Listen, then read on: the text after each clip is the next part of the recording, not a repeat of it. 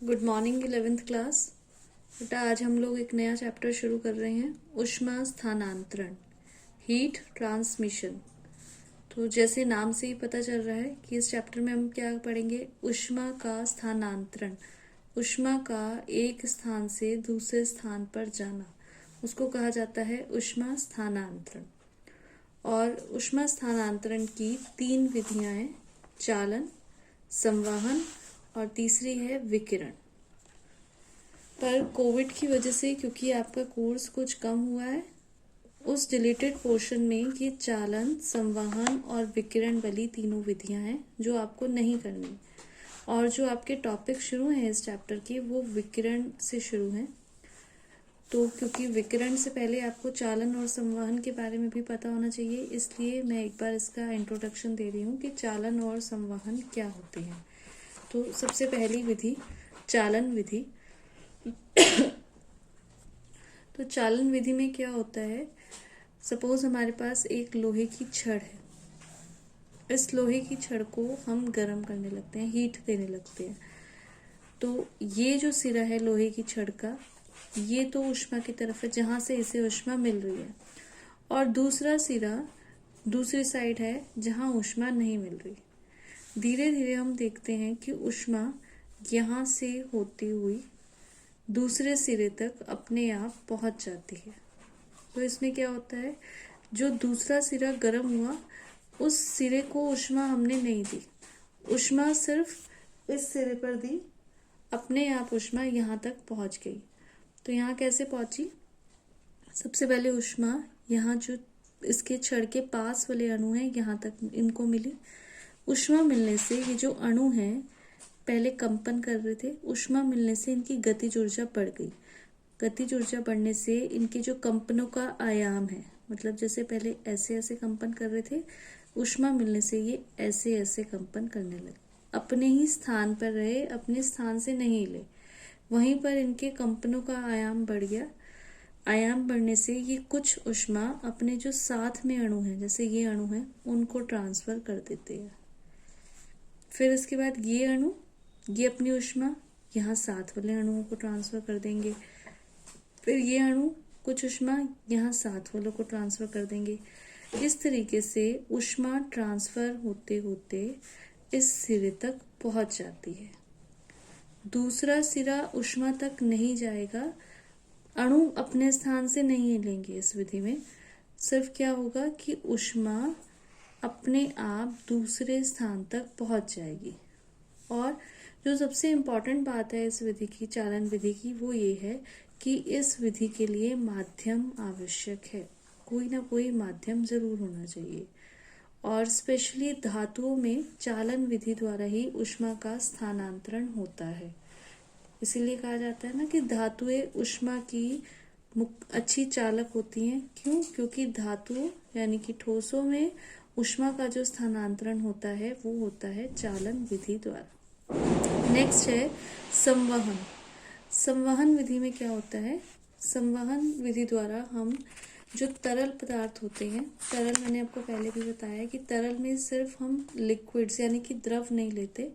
तरल का मतलब ऐसे पदार्थ हैं जो बह सकते हैं, तो उसमें द्रव और गैस दोनों ही पदार्थ आएंगे। तो ऐसे पदार्थों में जब ऊष्मा का स्थानांतरण करना होता है तो संवहन विधि उसको बोलते हैं। ऊष्मा का स्थानांतरण संवहन विधि द्वारा होता है। तो इसके लिए सपोज एक हमारे पास पतीली है, उसमें हमने पानी रखा और उसको ऊष्मा देनी शुरू करी। तो होता क्या है इस विधि में कि सबसे पहले तो ये जो बर्तन है इसको ऊष्मा मिली, फिर इसके बाद जो नीचे वाले अणु हैं जल के, ये वाले अणु, पहले इन्हें ऊष्मा मिलेगी। ऊष्मा मिलने से ये जो नीचे वाले अणु हैं ये गर्म हो जाएंगे, गर्म होने से ये हल्के हो जाएंगे, और हल्के होने से ये अणु ऊपर चले जाएंगे। अब ऊपर के जो अणु हैं वो ठंडे हैं, ठंडे उठने के कारण वो भारी हैं, वो अणु नीचे आ जाएंगे। फिर इनको ऊष्मा मिलेगी, ये ऊपर जाएंगे, ऊपर वाले भारी हैं, ये नीचे आएंगे, ये गर्म वाले हल्के ऊपर, ठंडे वाले भारी नीचे। इस तरीके से जो गर्म होते जाएंगे, जिन अणुओं को ऊष्मा मिलती जाएगी वो अपना स्थान छोड़ते रहेंगे, ऊपर जाते रहेंगे, और जिनको नहीं मिलेगी वो नीचे आकर ऊष्मा ग्रहण करते रहेंगे। तो चालन और संवहन विधि दोनों एक दूसरे के ऑपोजिट है। चालन विधि में अणु अपना स्थान नहीं छोड़ते, और संवहन विधि में क्या होता है कि अणु ऊष्मा पाकर अपना स्थान छोड़ देते हैं और दूसरे अणु उस स्थान को भरने के लिए आ जाते हैं। तो इस तरीके से द्रवों के अंदर ये जो साइकिल बन जाता है, इन धाराओं को बोला जाता है संवहन धाराएं।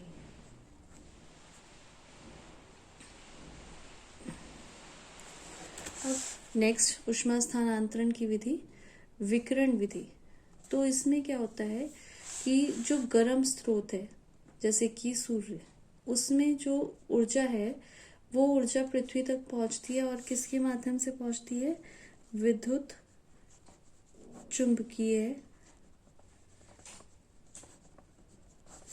तरंगों के माध्यम से ऊष्मा पृथ्वी तक पहुंचती है। और सबसे इम्पोर्टेंट बात इसकी ये है कि चालन विधि में, और कई बार चालन और विकिरण में डिफरेंस पूछा जाता है, तो चालन में भी यही है बात कि जो अणु है वो अपना स्थान नहीं छोड़ते, ऊष्मा अपने आप वहां तक पहुंच जाती है।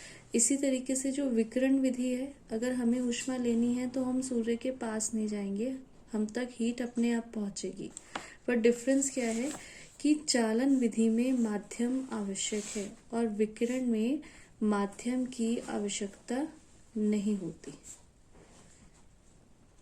जैसे जो सूर्य की किरणें हैं वो पृथ्वी तक पहुंचती हैं, बीच में अंतरिक्ष भी है, निर्वात है, मतलब जहाँ पर कोई भी माध्यम नहीं है, उस माध्यम को, उसको निर्वात को क्रॉस करके भी विद्युत चुंबकीय तरंगों के रूप में विकिरण जो है वो पृथ्वी तक पहुंच जाता है।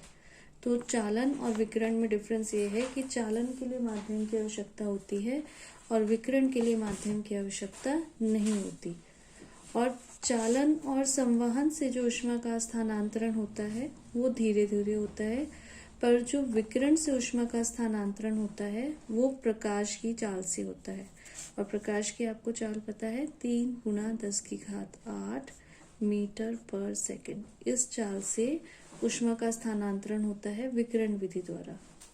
एक और चीज है कि चालन और संवहन में जो ऊष्मा का स्थानांतरण होता है उसका जो रास्ता होता है वो टेढ़ा मेढ़ा होता है, और जो विकिरण विधि से ऊष्मा का स्थानांतरण होता है वो सरल रेखा, एक स्ट्रेट लाइन की फॉर्म में होता है।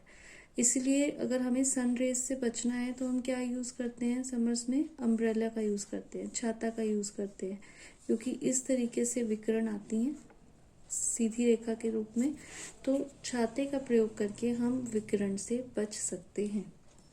अब ये जो चालन, संवहन और विकिरण के बारे में मैंने आपको बताया, ये चैप्टर का इंट्रोडक्शन है, और ये तीनों विधियां अब आपकी कट चुकी हैं, पर आपको इसके बारे में पता होना चाहिए। जो आपके टॉपिक शुरू हैं वो शुरू हैं ऊष्मीय विकिरणों का अवशोषण और उत्सर्जन।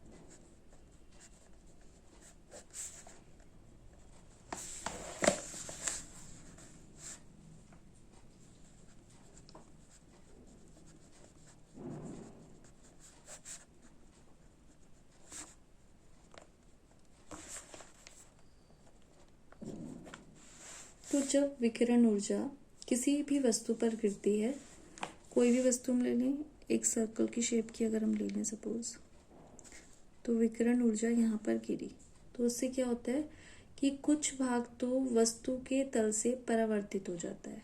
परावर्तन आपने 10th क्लास में पढ़ा हुआ है। परावर्तन क्या होता है कि यहाँ पे टकराई तो इसका कुछ भाग तो परावर्तित हो गया, यहाँ से इस तरीके से बाहर से ही निकल गया, ठीक है। कुछ भाग तल द्वारा अवशोषित कर लिया जाता है, इस पदार्थ ने एब्सॉर्ब कर लिया अपने अंदर, और शेष भाग वस्तु में से संचरित होकर दूसरी ओर निकल जाता है। कुछ भाग निकल गया। तो जब कोई विकिरण ऊर्जा किसी वस्तु पर गिरती है तो कुछ उस ऊर्जा का कुछ भाग क्या होता है, परावर्तित हो जाता है, कुछ भाग वो वस्तु अपने अंदर अवशोषित कर लेती है और कुछ भाग क्या होता है, उसमें से बाहर निकल जाता है। तो सबसे पहले हमें जो पढ़ना है वो पढ़ना है अवशोषण क्षमता।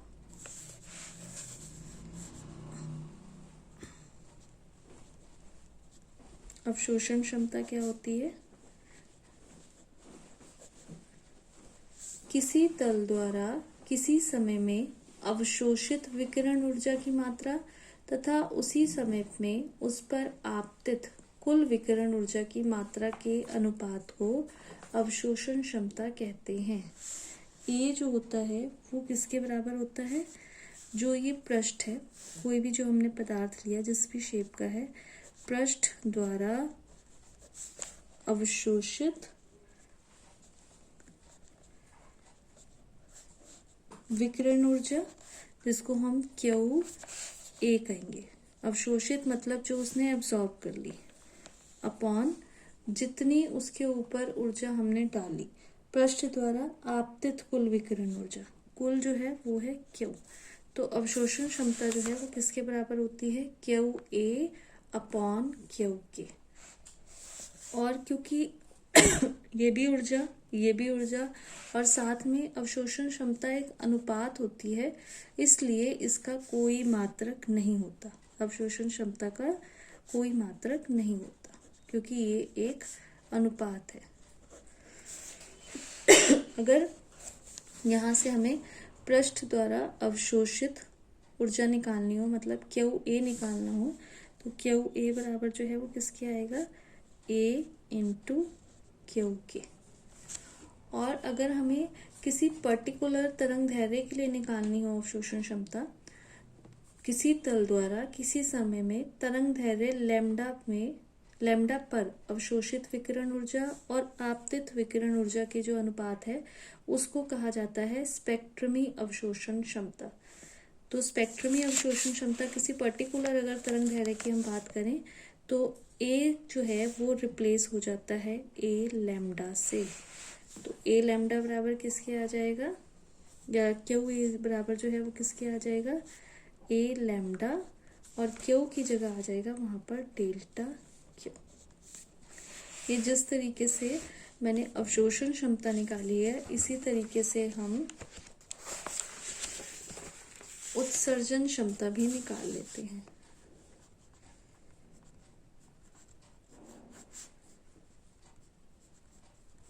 अवशोषण को एब्जॉर्ब करना बोला जाता है, इसलिए उसको A से रिप्रेजेंट किया जाता है, और उत्सर्जन को बोला जाता है एमिशन, इसलिए इसको स्मॉल e से रिप्रेजेंट किया जाता है। तो अब उत्सर्जन क्षमता क्या होती है? उत्सर्जन क्षमता बराबर होती है किसी तल के क्षेत्रफल A से T सेकंड में उत्सर्जित विकिरण ऊर्जा की मात्रा Q को उस तल की उत्सर्जन क्षमता कहा जाता है। उत्सर्जन क्षमता मैंने आपको बोला किसी तल के क्षेत्रफल A से T सेकंड में उत्सर्जित विकिरण ऊर्जा की मात्रा, मतलब उत्सर्जन क्षमता जो है विकिरण ऊर्जा की मात्रा तो है, पर कौन सी? जो किसी एकांक क्षेत्रफल और प्रति सेकंड में उत्सर्जित हो। उत्सर्जन क्षमता ऊर्जा की मात्रा है, पर कौन सी ऊर्जा की मात्रा? जो एकांक क्षेत्रफल और एकांक समय में उत्सर्जित होती है। तो उत्सर्जन क्षमता का जो मात्रक है वो क्या होता है? उत्सर्जन क्षमता का मात्रक यहाँ से अगर हम देखें तो उत्सर्जन क्षमता का मात्रक जो होता है क्योंकि ऊर्जा है, जूल पर A क्षेत्रफल है, मीटर स्क्वायर, और T सेकंड है, जूल पर मीटर स्क्वायर सेकंड। ये होता है उत्सर्जन क्षमता का मात्रक, या फिर इसको वाट पर मीटर स्क्वायर भी कहा जाता है।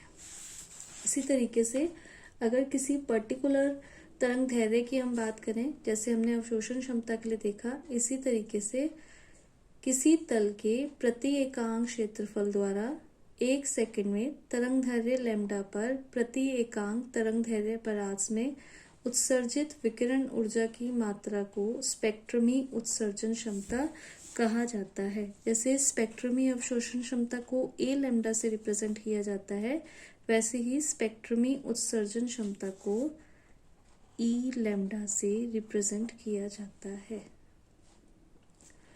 अब नेक्स्ट जो टॉपिक है वो है कृष्णिका, आदर्श कृष्णिका या आदर्श कृष्ण पिंड।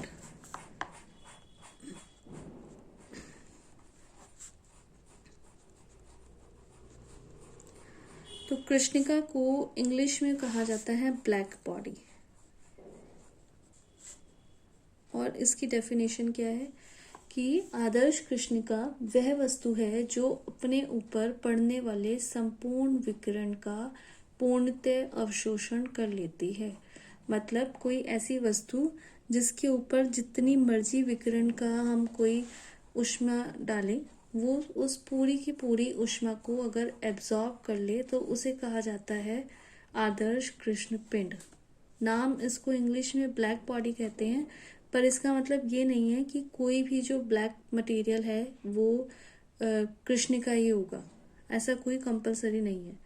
तो कृष्णिका क्या है? जो अपने ऊपर पड़ने वाले संपूर्ण विकिरण का अवशोषण कर ले, उसे कहा जाता है ब्लैक बॉडी। तो जो ए है अवशोषण क्षमता, वो किसके बराबर है? पृष्ठ द्वारा अवशोषित ऊष्मीय विकिरण और उस पर जो आपतित है कुल ऊष्मीय विकिरण, वो। आदर्श कृष्णिका वो है जो जितना भी ऊर्जा हम उस पर डालें वो सारी की सारी ऊर्जा को अवशोषित कर ले, उसे कहा जाता है आदर्श कृष्णिका। इट मीन्स जो आदर्श कृष्णिका है उसके लिए जो ए लैम्डा होता है, मतलब अवशोषण क्षमता जो होती है वो कितनी होती है? 1 आदर्श कृष्णिका के लिए। ठीक है। और अगर हम एक मतलब व्यवहारिक प्रैक्टिकल ब्लैक बॉडी की बात करें तो प्रैक्टिकल ब्लैक बॉडी जो है वो कैसी होगी? एक आपकी बुक में भी एक्सपेरिमेंट दिखाया हुआ है। सपोज एक हम बर्तन ले लें और ये बर्तन जो है ये इस तरीके से है कि ये डबल लेयर का है।